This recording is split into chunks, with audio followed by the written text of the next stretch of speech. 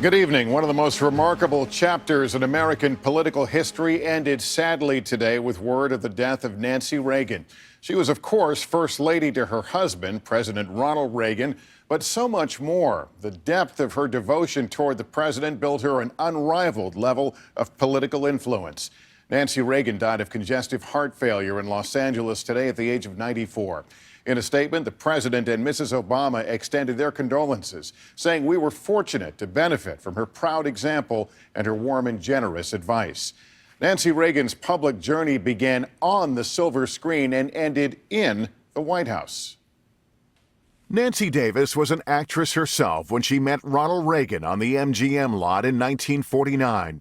He was already a star, but though she had her own Hollywood dreams, she later said she found her greatest role as his wife. I think I was born to be married. I was the happiest girl in the world when I became we.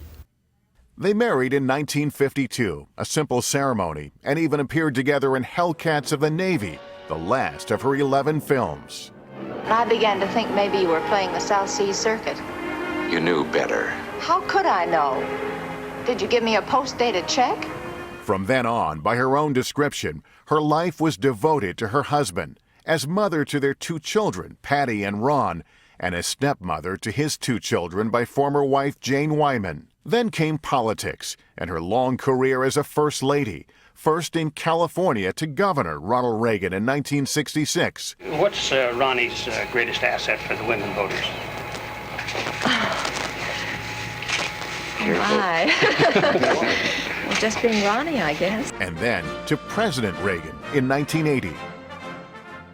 After the president was shot by a would-be assassin just 2 months into his first term, his wife was forever shaken. Every time he went out and talked to thousands of people, my heart stopped. But she carried on, steadfast in her chosen roles as the president's protector, best friend, and partner in efforts like the anti-drug campaign for which she was forever linked. When it comes to drugs and alcohol, just say no. She was criticized for consulting an astrologer about the president's schedule, dubbed Queen Nancy for her expensive tastes in fashion and White House decor, and accused of managing her husband.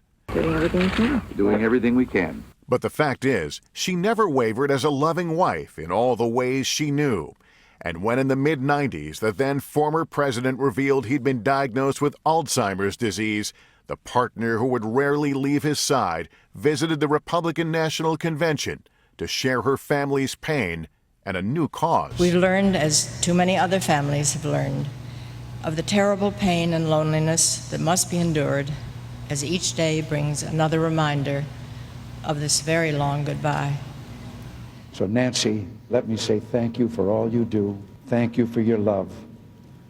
And thank you for just being you. She stayed close to her Ronnie even in her last years. She made it a point to be there when the Reagan Library hosted election year debates and to visit her husband's resting place, a love story to the very end.